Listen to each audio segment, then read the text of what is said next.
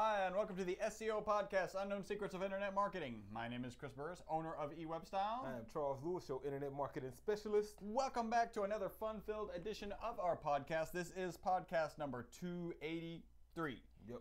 Thank you so much. 283. Yeah, I got it. I guessed right. By one podcast before 284. I guessed right by looking at the sign that's behind me. I do have a tip. All right. So here is here is our tip from our previous podcast. I know you have a tip. Right? Yeah.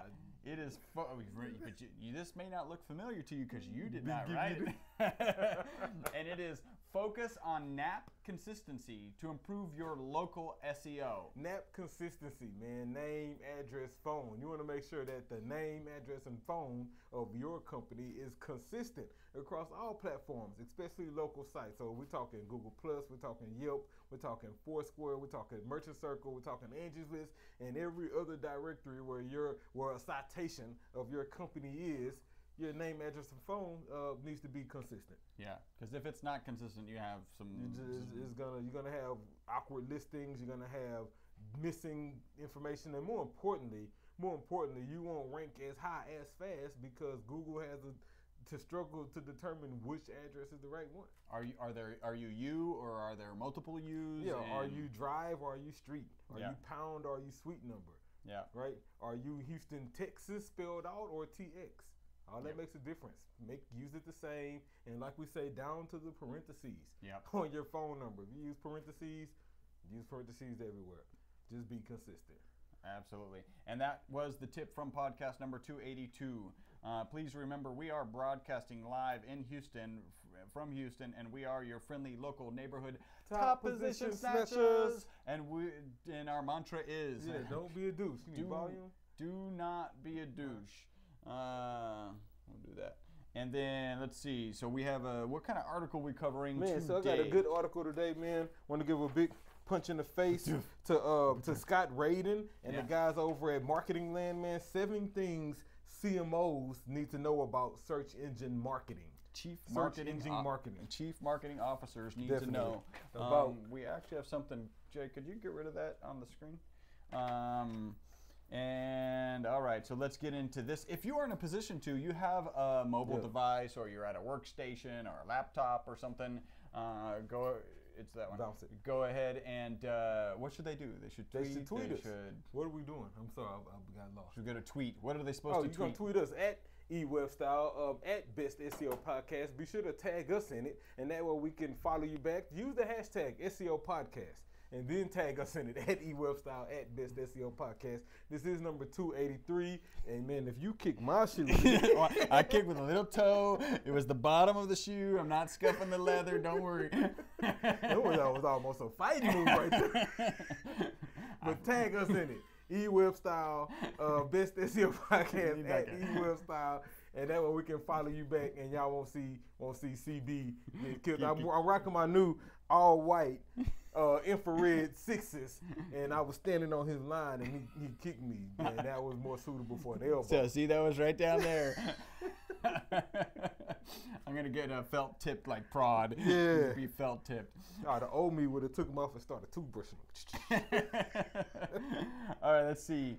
So we got the tweeting out of the way. We are running a quote-unquote contest. If we do get more than 10 likes or followers, an increase of 10 likes or followers on any one of our platforms, then we skip the section. We actually had an increase of 26. Yeah, I know. On our Twitter account. I know you're probably. I was following them back. I was like, man, I'm tired of clicking follow. Follow. Not follow. It's always one, right? Yeah, well, 3 of them. Like, come on, dude. You have no profile image, no bio. Yeah. I'm not following you. Yeah. I don't want to be spammed or hacked. So we're not going to cover the part about reviews and how you could leave us a review. We just ask you to do that for us, please. And remember, there are a number of ways you can haunt us, stalk us, follow us, harass us. And they are, I don't know, we'll do facebook.com/ eWebStyle, youtube.com/ eWebStyle, twitter.com/ eWebStyle, and instagram.com/ eWebStyle. Be mindful, that will be changing shortly. Pretty soon. eWeb results, get ready. It is just around the corner. Listen, if you're a PHP guru or a WordPress extraordinaire, we're probably looking for you. Go ahead and submit an audio resume, 713-510-7846. We do have a free website analysis, and in order to find that free website analysis, just go to our website, e-webstyle.com, and you will find that analysis on some page. If you're really in a hurry, make sure you reach out to us because we're a little backlogged on those. And you did say we have Algo Cat. Yeah, got some Algo Cat. So now it's time for the favoritist, most bestest, most awesomest segment of the show, the Algorithm Cataclysm. All right, yeah. Woo. Get your feet set. Yeah, it's still so doesn't big shake much. this one. So Panda, this is big Algo Cat. This is 7.8 on the Richter scale. Google Panda's rolling out right now. They started last week and they said it's going to take at least the next 3 months to continue rolling out this Panda update. They also said that it's affecting 2 to 3% of queries. Matter of fact, the actual quote was Panda 4.2 will take a few months to fully roll out. So you may not notice it for a while, if at all. So what does that mean to you guys? Well, for anybody who was penalized by a Panda update before, this is your opportunity for redemption. And so hopefully you've went and made those content changes, you've removed those faulty links or whatever your issue was, you've improved that content, you got rid of the thin pages, you re-optimized, waiting on this opportunity for your site to be re-indexed so you can get your ranking back. Hopefully you've done those things. If you didn't, it's gonna take 3 months to roll out. So get it done. Yeah, you got time. You got some time to get it done, but I would make it a priority, definitely. Cool. All right. So for a little bit of news, I just got 2 little pieces. One, and this is all over the news. Some dudes hacked a Jeep, right? So connected to the Jeep from a remote device and actually turned on the windshield wipers. Oh wow! You put the picture on the navigation, turned off the transmission. Yeah, and there's a recall by I don't know if it's Chrysler or That same sucks. issue. Can you believe that this is fundamental stuff? Somebody's getting it all wrong. Well, when you open up Wi-Fi networks and have your automotive company do it. Yeah, then things didn't happen. But man, hold up, that was just a horrible to get hacked. That's unacceptable. If you get hacked in the middle of a road trip or anything, right? And you're now it's a it's going to make for some great movie scenes right now because. Probably prior to this whole thing, you're like, you can't hack a car. There's no way that's a car. Dude, it is. Yeah. And even after they fix it, I still got doubts. I've been hacked. Yeah, it's been not hacked. like WordPress is clean it up and damn Russian hackers. No, this is my car is open to hackers. Yeah. Russian or otherwise. Hey, I got a really interesting question. This is so off topic. How do you properly use antiperspirant? How do you properly use antiperspirant? And put it on before you begin perspiring. Yeah, okay, so that's good. Would you say it should be a nighttime ritual or a morning time ritual? Both. They say it should be a nighttime ritual.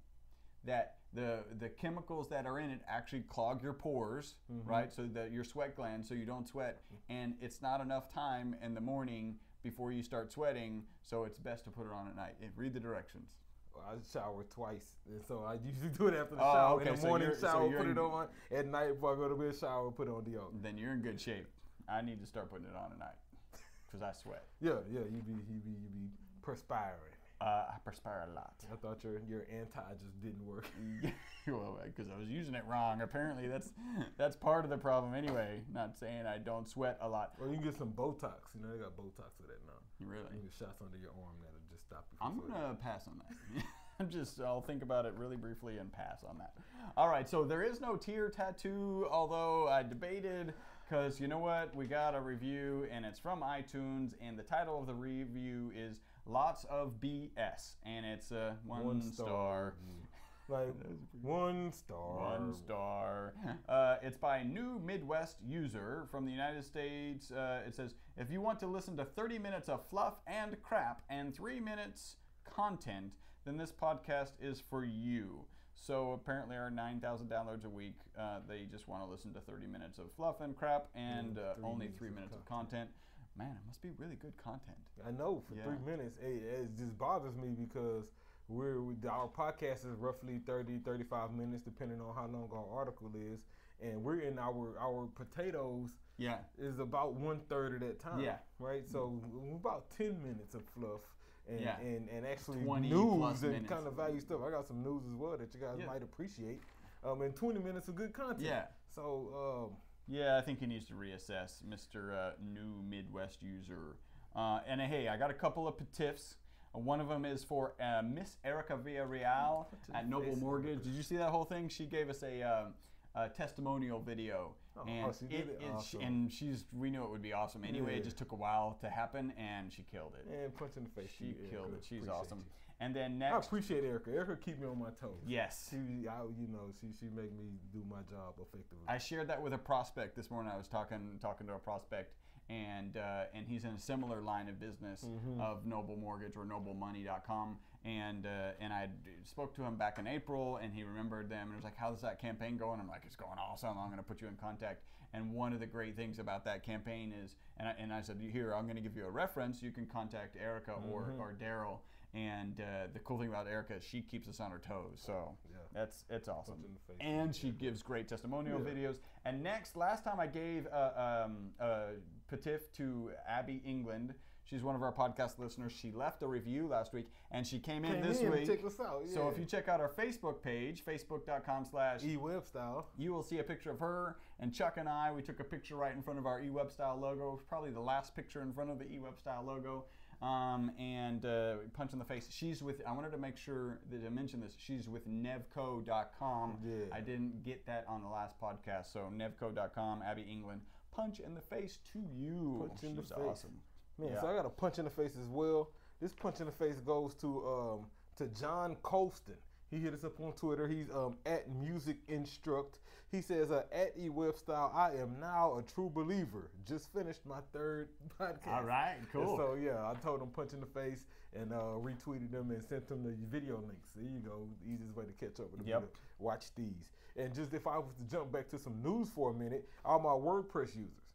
So WordPress just rolled out 4.2.3. They say it has security updates that are extremely important. So they recommend that you update immediately. You should be doing that immediately. And the last one is, so dig this, with all these domain names coming out now, .pizza, .lawyer, all this stuff right here. Yeah, I made the same face and had the same kind of feeling. But Google released yesterday that all domain extensions are weighted the same. When Google crawls, indexes, and ranks URLs, it makes no difference whether your domain ends in .com, .org, .pizza, or .sucks. It has the same weight. My question is, I wonder how Bing or Yahoo maybe they do it weighs domain. So I think most likely they do it different. Well, I think in reality it really should be the same, right? Because Google, at the end of the day, good experience just wants to provide the best content. If the best content for soccer scores is actually soccer or is on .pizza even. Right? Right? So although .soccer is going to have some of the exact match domain name issues, and when I say that, I don't mean on the negative side, I mean on the positive side, then that's the content they should be showing. So if .pizza, the writers at, whatever, soccer.pizza are the best on the planet, then Google wants to show them. So it's interesting, and also we cringe at the thought of explaining to people over the phone, hey, you need to go to that's the cringe. The cringe is not necessarily the fact that search it's a new doesn't domain. Matter. Yeah, the domain doesn't matter for the search. It's all about the content. My cringe is, oh my God, all these domain names, all the clients who are not gonna understand it and go to the wrong sites, or all of the clients who think they understand it too much, and then we get inundated with 100 domain names that people want pointing to their sites. And they don't carry any weight. Like, no, you cannot have .dough, .pizza, and .pepperoni. Yeah. We forbid it. And now I'm hungry. All right, is that all right? Article. That is the pizza. I was about to say the pizza of the podcast, or the potatoes, your choice.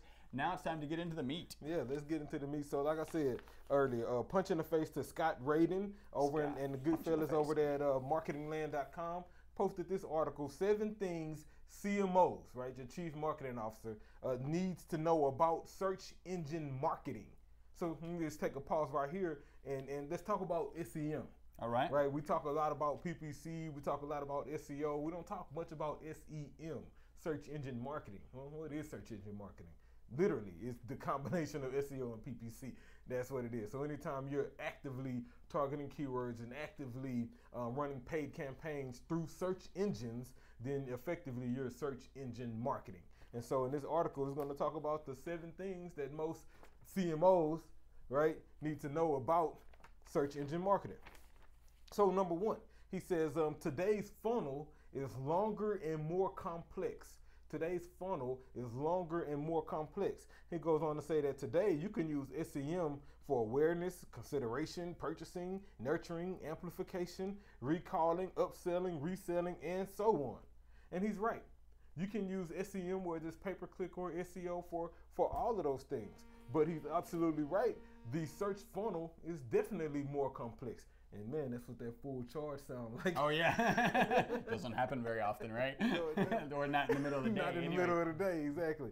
But you got to understand what your funnel is, right? And when we say funnel, we're talking about the sales funnel, that path that it takes from meeting the potential client all the way through conversion or purchase, right? That sales funnel is different depending on all sorts of deals, and we'll get into that a little later. But the key is to recognize with search engine marketing, we're talking PPC and SEO, the search funnel is a lot different. You can use SEO and PPC to market no matter where people are at in the funnel.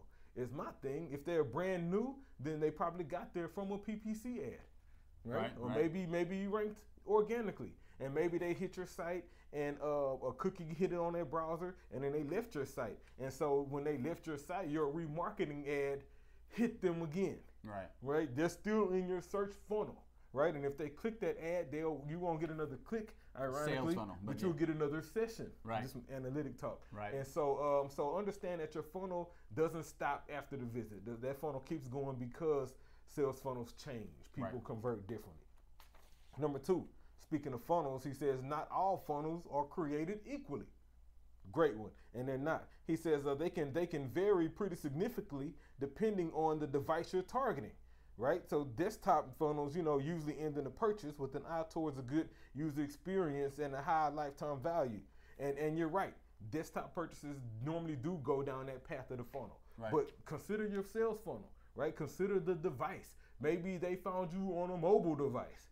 Then it may not lead to click here, read this, and then purchase. It may lead to, a search for an address on your site that leads to a near me search and a walk-in visitor. Or it could lead to a phone call. Yeah. Or it could lead to a social media follow because they're on their device. And they're all still in your sales funnel. And so it's key.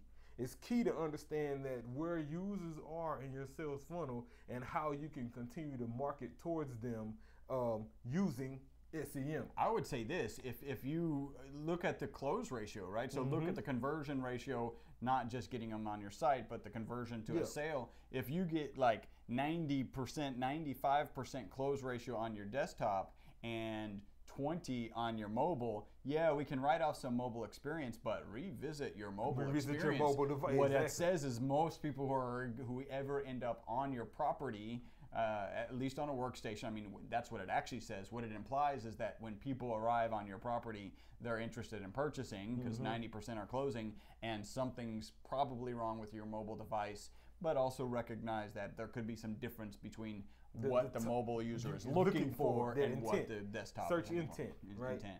Search intent. And not just that, when you consider this funnel, consider, I think I use Zappos as an example here. If you go to their site, let's say you were a desktop visitor and you clicked on some shoes and you saw the shoes you liked and you left, you are still in their funnel. And now, whatever site you go to, their remarketing ads are not only going to hit you back, but they're going to show you that exact shoe that you were looking at. And so it's a very laser focused promotional attack at you in their funnel. And so understand where your clients are when they click your site. Right. Because even though they may not purchase right then, you can probably get them later as long as you're aware of it. Number 3. He says remarketing pays off at almost every level of the funnel. And he's right. He says the upshot is that remarketing goes way, way beyond following users around with creepy ads, nudging them to buy the product that they just viewed. It does. Which is the example that I just gave. And he's right. You could use remarketing for more than that. You may want to use it for just a branding opportunity. Maybe you're a new company, and we all know that those phrases are a lot cheaper. That's small. Are a lot cheaper and a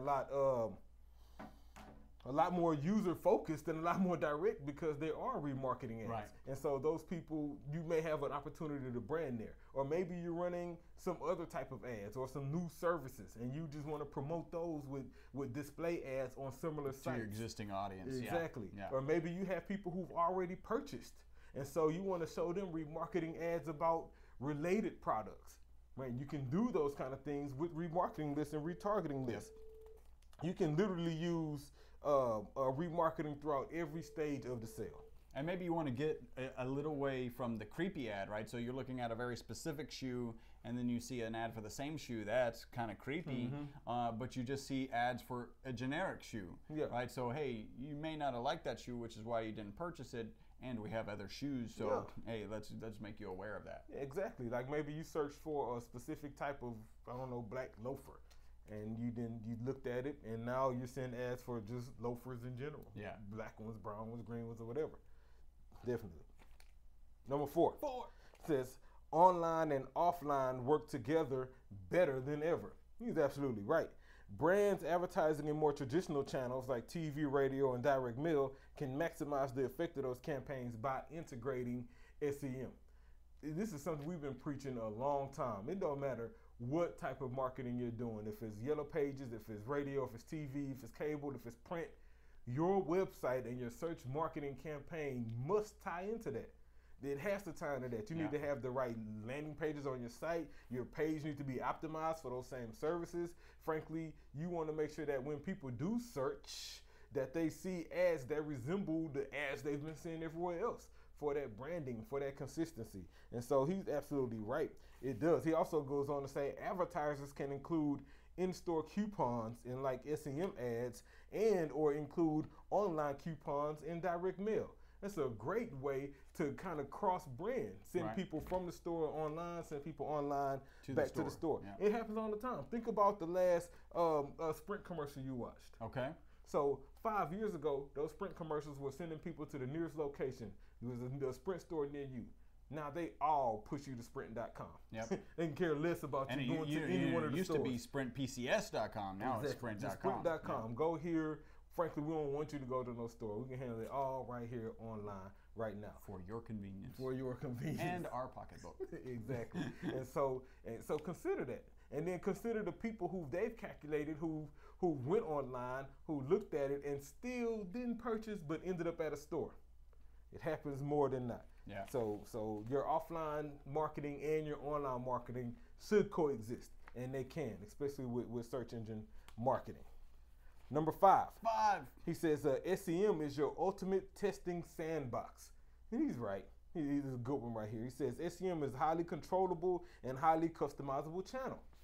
You got a new product, quickest way to test the market, designate a specific demographic you want to go after, throw some Google AdWords budget to it, create some nice ads, create you a landing page, and watch it for 30 days. And that way you can see how people engage with this page, how they engage with this product or this service, how they convert, what made them convert. Was it this phrase? Was it this word? Was it this video? Was it something you wrote? Or was it a graphic? You know, you can, with SEM, specifically paid search, you have the opportunity. Yeah, I think SEM is kind of the wrong. You don't have a lot of testing control with SEO. You just got to try and see. Yeah, you can do some A/B on the site, but yeah, I'm thinking it's a great tool.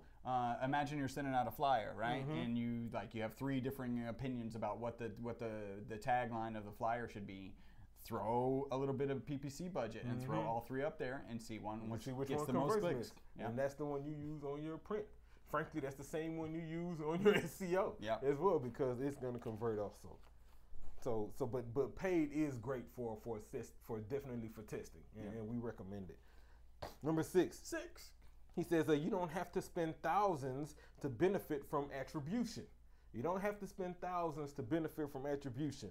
He says the only actions you will take as a result of attribution data is to reallocate the budget across your channels or turn certain channels on or off. Hey, what is attribution? I know half y'all are like, okay, Chuck, Chris, I don't know what attribution is. Great question. Attribution is really see here, how can I put this easy? Understanding the motives and the click patterns of the people who visit your site. So right? attributing sales to a certain process, maybe. A certain, Exactly. certain Understanding that those processes change. Let's say, for example, somebody found your site from a PPC ad. Right. Right. And then they clicked around and then they left. But they followed you on Twitter while they was at your site. And so then a week later, you tweeted out some stuff and they saw it because now they followed you. And so they clicked it and now they're back on your site. And right? they purchased. They didn't even purchase this time. They're just back yeah. on your site. Maybe they subscribed to your newsletter this time or something, and then they left again. And then a couple hours later, they came back as a direct visit and made that purchase. That's your attribution. Right. And so the question is, where do you credit the conversion? Right? Do you credit that PPC ad that originally got them there? Or the Twitter. Or the Twitter post? Right. Right? Or do you credit that direct visit? Yeah. That's the attribution model. And if you can weigh it, right, so what you could potentially do is if you're looking at everybody who ever came through Twitter, they all converted, then you make your landing pages, send them to Twitter. Because if the landing pages doesn't necessarily, unless it gets them to Twitter, doesn't necessarily get them to convert. You know, that's where attributing your sale properly is Exactly. really important. And that's where key and quality understanding of analytics comes into play, because analytics will report those same 3 visits as one session, right? Because there's one IP address. Now it may be 3 different clicks, because there was a paid click, there was a social click, and there was a direct visit. So there was 3 different clicks, but it was one session. And so you have to keep that in mind when dealing with attribution. And last one, number 7. Number 7. He says SEM can be used for branding, sort of. And I agree. I think it can. And we've always said, anytime people who rank well organically, seem like their brands go up and they get more conversions when we happen to do paid ads with it. And so I think when you consider remarketing, as I was speaking about earlier, it's a great way for branding. The clicks are extremely cheap, and you can go with display ads. So not only can you brand your name, but you can brand your logo and your color scheme and maybe even an image of your top product, and run these ads on different places where your competitors may be, or where similar products may be. And that's a form of branding. People will see it over and over and over again, especially if they're on your remarketing list. Then now they're seeing it as they've been followed. So SEM can definitely be used for branding purposes. I lost my first page. And that's it. That was all 7 of them. So punch in the face, man. 7 things CMOs need to know about search engine marketing. Great article, man. I'll be posting it shortly. Was that Scott? Scott something. Robert, maybe? Scott Radin. Boom. Scott, punch in the face to you. Radin. Great article, dude. Excellent. Do we have any what news? I do have some what news. Right. I do have some what news. And it's really not what news. It's actually more blank. It's actually a moment of silence. Okay. I want to give a moment of silence for 3 people. One for 28-year-old Sandra Bland. Rest in peace. Death was ruled a suicide. We won't get political here. We'll just say rest in peace. I want to give a moment of silence to 33-year-old Jillian Johnson and 21-year-old Macy Bro. Both of them were the 2 ladies who were murdered in the Lafayette shootings that happened the other day. At the theater. Yeah, at the theater. So just a moment of silence for all 3 of you. Rest in peace. Yeah. All right. That's it? That's it, man. Yeah, that's definitely blank stare. All right, so let's come out of the meat of our podcast. And remember, if you're looking to grow your business... 20 minutes of it? Yeah, it does. Yeah, 30 minutes of fluff and 3 minutes of content. If you're looking to grow your business with the largest, simplest marketing tool on the planet... The internet. Call eWebStyle for increased revenue in your business. Our phone number is 713-592-6724. Go ahead and give us a call. If you have a referral, so some client or buddy or friend who is looking for SEO, you send them to us. We take care of the SEO, bill them, and we pay you. We do have a referral program. Remember, on Monday mornings from 7:30 until 8:30 Central Standard Time, we are broadcasting the Creative Biz Ideas radio show, and you can find that on Blog Talk Radio. We may be making a change on Blog Talk Radio or not, but just follow our Twitter account. Either one, and eWebStyle, because I tweet before the show gets started, so I'll be tweeting a link and a phone number or anything else that you can do. Remember, we were filmed live at 5999 West 34th Street, Suite 106 in Houston, Texas 77092. We are the most popular internet marketing podcast in the known universe. Yeah. That is because of all you all. Thank you all for making us the most popular. Even our guy from the Midwest, we appreciate you. Yep. Thank you. You know, thanks for taking the time to write in. To write a right? review. Yeah, we moved somebody. Yeah, you know, you made our stars go down one, but that's okay. That's all right. That's all right. Until the next podcast, my name is Chris Burris. And Charles Lewis. Bye bye for now.